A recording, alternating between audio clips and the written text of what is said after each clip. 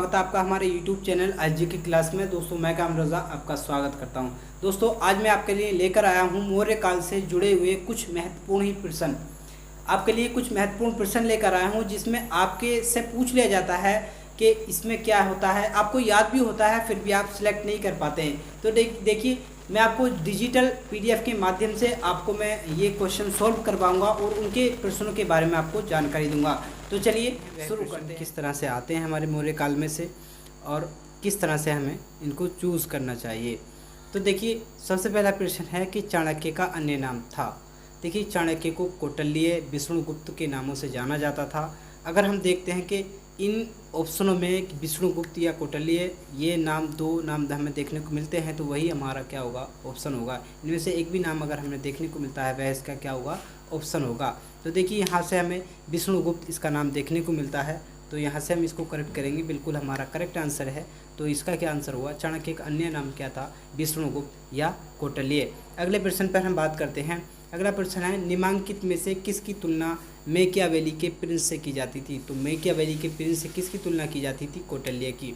कौटिल्य की ही तुलना मैकियावेली से की जाती थी, ये हमारा करेक्ट आंसर है। अगला हम पढ़ेंगे वह कौन सा शासक था जिसने राज सिंहासन पर बैठने के लिए अपने बड़े भाई सुसीम की हत्या की थी। तो देखो बौद्ध ग्रंथों के अनुसार अशोक ने अपने 99 भाइयों की हत्या की थी, लेकिन शासन पर बैठने से पहले अपने भाई सुसीम की हत्या की थी, क्योंकि बिंदुसार जो चाहता था वह सुसीम को राजा बनाना चाहता था, लेकिन अशोक जो था राधागुप्त की सहायता लेकर राज सिंहासन पर बैठ गया था। ठीक है, तो इसमें क्या इसका ऑप्शन क्या करेक्ट होगा, अशोक। तो ठीक है देख लेते हैं, अशोक हमारा करेक्ट आंसर है। अगले क्वेश्चन पे हम चर्चा करते हैं। अगला क्वेश्चन है निम्नलिखित में से सम्राट अशोक की वह पत्नी कौन सी थी जिसने अशोक को सबसे अधिक प्रभावित किया था। तो देखिए चारुलता या गौतमी ये सभी इसकी पत्नियां हैं, लेकिन कारुबाकी एक ऐसी पत्नी थी जिसने सम्राट अशोक को सबसे अधिक प्रभावित किया था। तो हमारा देख लेते हैं इसको करेक्ट करके। जी बिल्कुल करेक्ट आंसर है हमारा। चलिए अगले प्रश्न पर हम चर्चा करते हैं।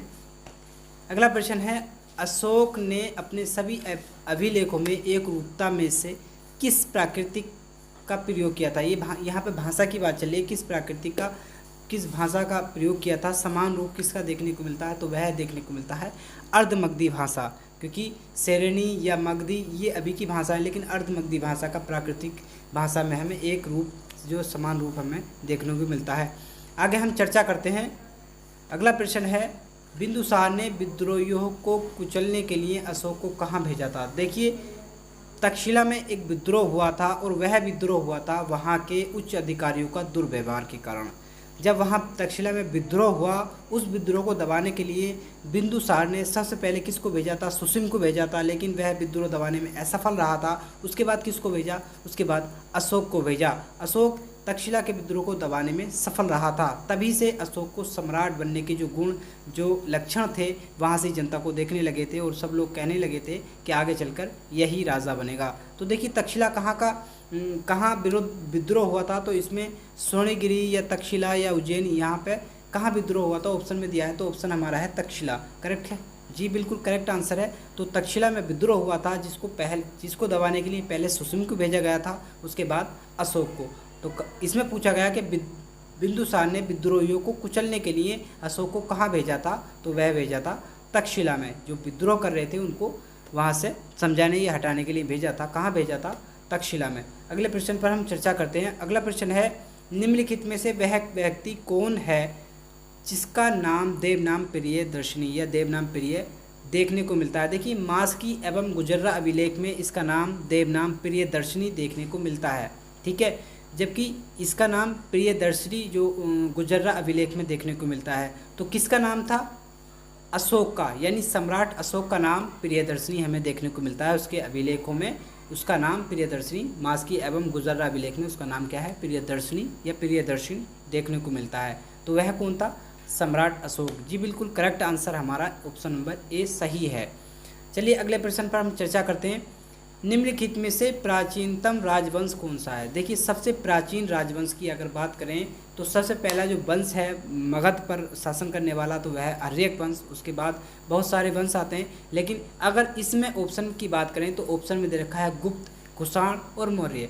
तो देखिए सबसे पहले जो इन 3 ऑप्शनों में हम चर्चा करते हैं कि मौर्य जो है, मौर्य सबसे पहले शासन किया, उसके बाद कुषाणों ने शासन किया, उसके बाद गुप्तों ने क्या किया, शासन किया। तो हमने अब इन्हीं तीनों में से देखेंगे तो सबसे जो पुराना राजवंश है, जो सबसे पुराना राजवंश है इनमें से, तो वह मौर्य वंश है। तो देखिए हम इसे मौर्य ऑप्शन नंबर 1 देखेंगे चेक करके, तो बिल्कुल हमारा करेक्ट आंसर है मौर्य जो है इन ऑप्शनों के मुताबिक जो है सबसे पुराना है, यानी सबसे प्राचीनतम राजवंश है। अगले प्रश्न पर हम चर्चा करते हैं। अगला प्रश्न है कौटिल्य या चाणक्य किसका प्रधानमंत्री था? कौटिल्य, चाणक्य या विष्णुगुप्त, वह किसका प्रधानमंत्री था? स्टार्टिंग में किसका प्रधानमंत्री रहा था? तो वह रहा था चंद्रगुप्त मौर्य।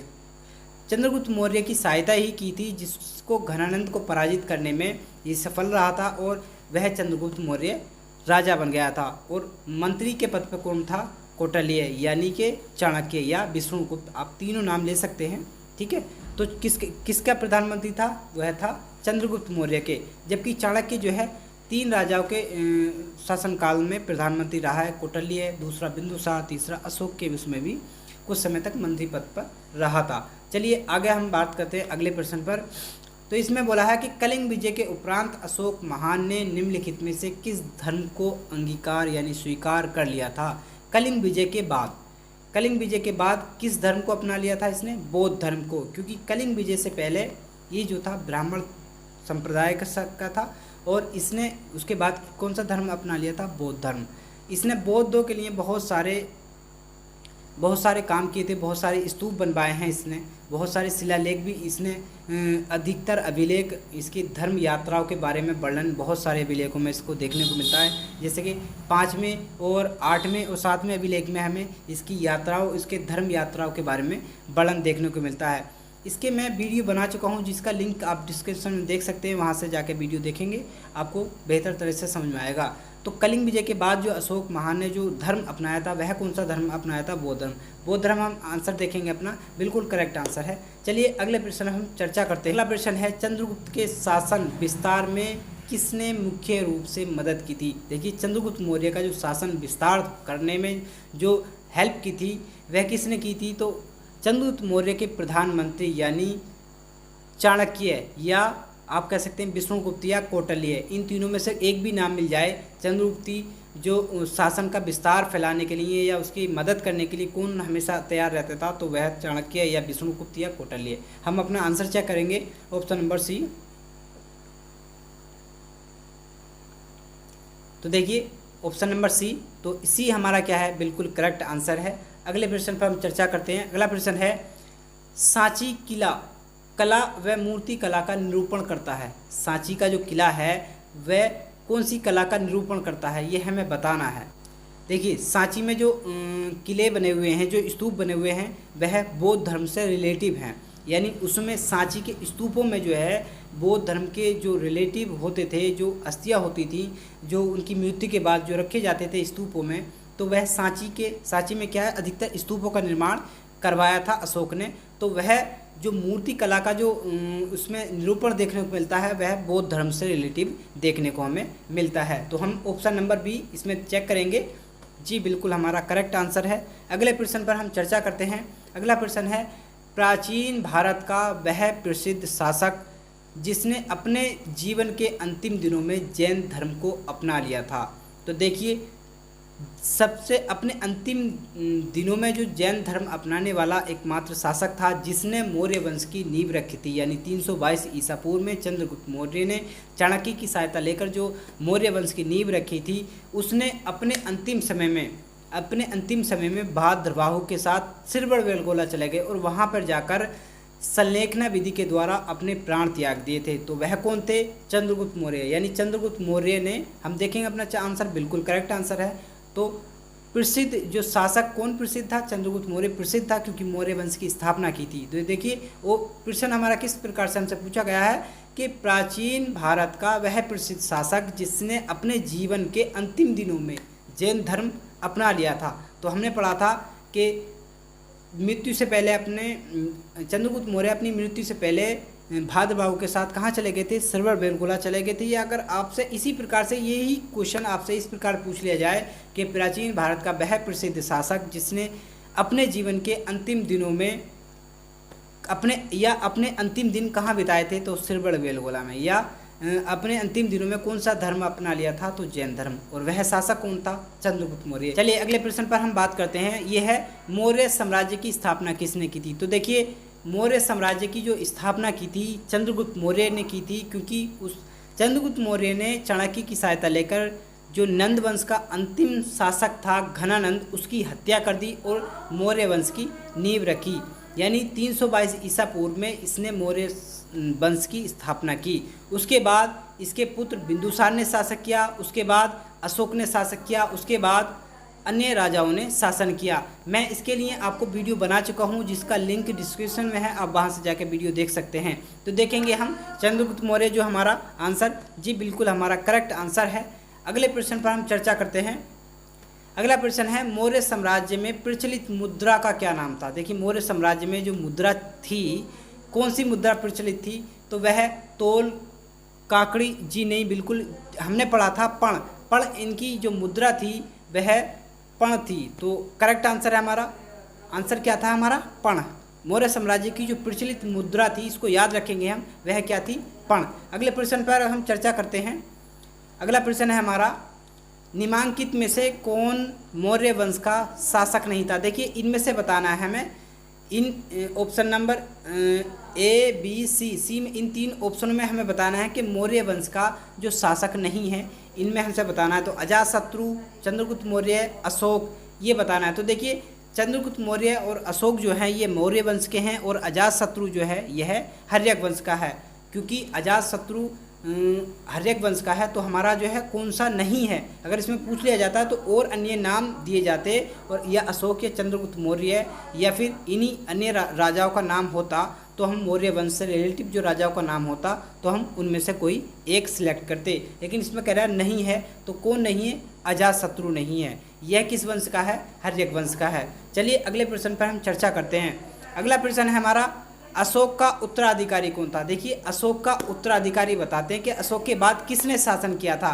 तो अशोक के बाद देखिए बिंदुसार क्या है, अशोक से पहले सत्ता में रहा था। राहुल ये इससे पहले का नहीं है और बाद का भी नहीं है। तो हमारा ऑप्शन क्या सिलेक्ट होना चाहिए, कुणाल। यानी अशोक के बाद जो राजा बना था वह कौन था, उत्तराधिकारी कौन था, कुणाल, यानी जो अशोक का पुत्र था। चलिए अगले प्रश्न पर हम चर्चा करते हैं। अगला प्रश्न है मुद्रा राक्षस का लेखक कौन है। देखिए ये हमें बताना है कि मुद्रा राक्षस के लेखक कौन है।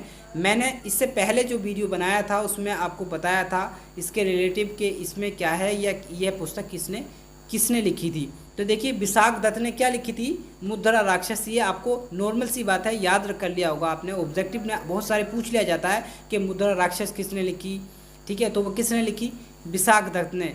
चलिए अगले प्रश्न पर हम चर्चा करते हैं। अगला प्रश्न है विशाख दत्त के प्राचीन भारतीय नाटक मुद्रा राक्षस की विषय वस्तु है वह किस पर आधारित था। तो हमें ये बताना है। ऑप्शन है हमारा पहला, प्राचीन हिंदू अनुश्रुति के देवताओं और अन्य राक्षसों के बीच संघर्ष के बारे में, या एक आर्य राजकुमार और एक अन्य कबीलाई महिला की प्रेम कथा के बारे में, या 2 आर्य कबीलों के बीच की सत्ता या संघर्ष कथा के बारे में। अगला है डी ऑप्शन भी है, चंद्रगुप्त मौर्य के समय राज दरबार की जो दुर्संधियाँ थीं या दुर्व्यवहार था उनके बारे में। तो देखिए विशाख दत्त जो है चंद्रगुप्त मौर्य के बारे में जो उनकी जो दुर्भिक्ष संधियों की जो नीति थी उसके बारे में मुद्रा राक्षस में जो है उसमें एक विषय उसके ऊपर बना हुआ है। यानी विशाख दत्त ने जो मुद्रा राक्षस पुस्तक लिखी थी उसमें चंद्रगुप्त मौर्य के समय जो दरबार में जो दुर्व्यवहार होता था तो उसके बारे में चर्चा मिलती है, और उसके राजनीतिक उसके सामाजिक के बारे में विशाख दत्त की मुद्रा राक्षस में चर्चा मिलती है। तो वह किसके दरबार में थे, चंद्रगुप्त मौर्य के। चलिए अगले प्रश्न पर हम चर्चा करते हैं। मालवा, गुजरात एवं महाराष्ट्र किस शासक ने पहली बार जीते थे। तो देखिए हमें यह प्रश्न बताना है, मालवा एवं गुजरात किस शासक ने पहली बार जीते थे। तो देखिए इसमें स्कंदन गुप्त, विक्रमादित्य और चंद्रगुप्त मौर्य।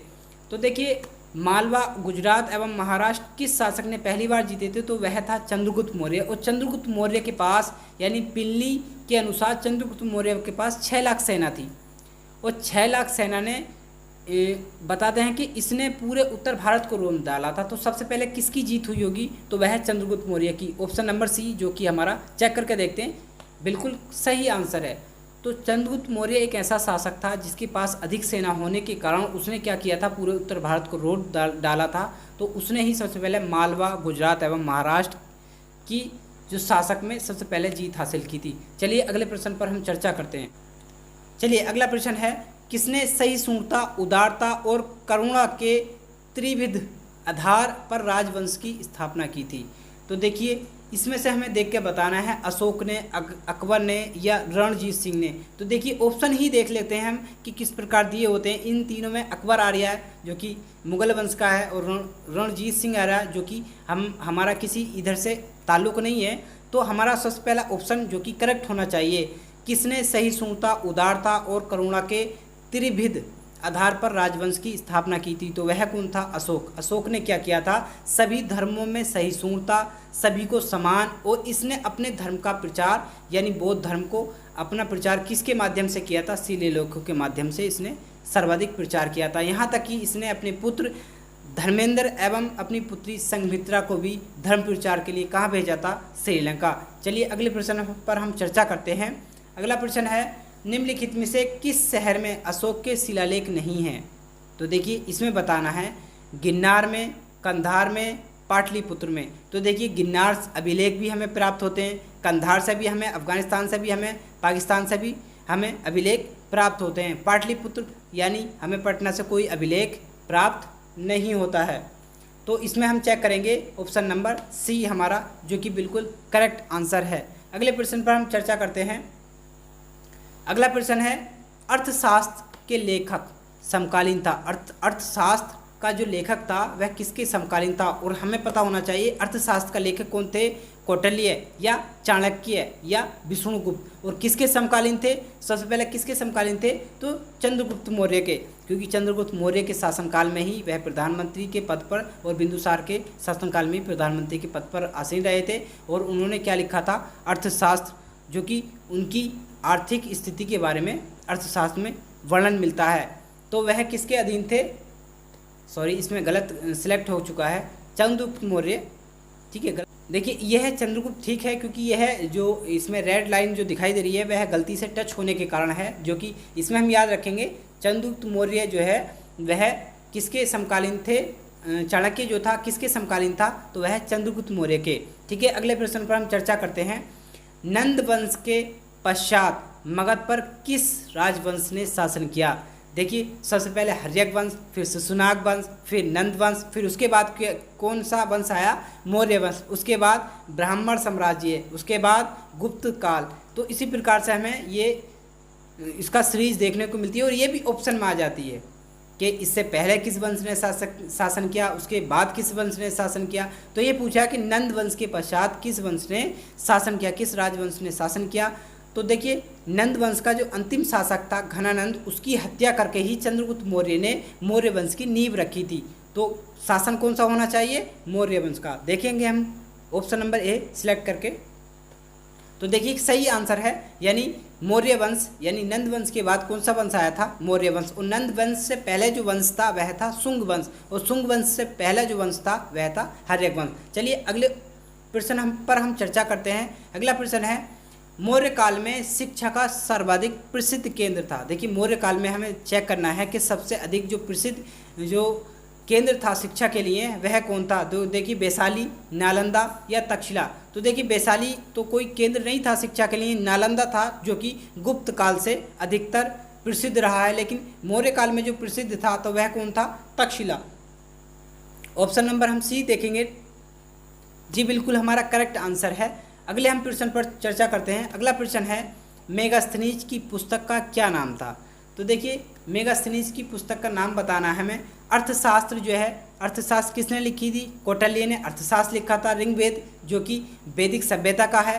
पुराण जो हैं जो कि हिंदू सभ्यता से पहले ही चले आ रहे हैं, यानी वैदिक सभ्यता से चले आ रहे हैं। और लेकिन मेगास्थनीज की पुस्तक जो है इंडिका, जिससे हमें मौर्य साम्राज्य के बारे में विशेष जानकारी, यानी साहित्यिक रूप से हमें इंडिका से मौर्य साम्राज्य के बारे में जानकारी प्राप्त होती है।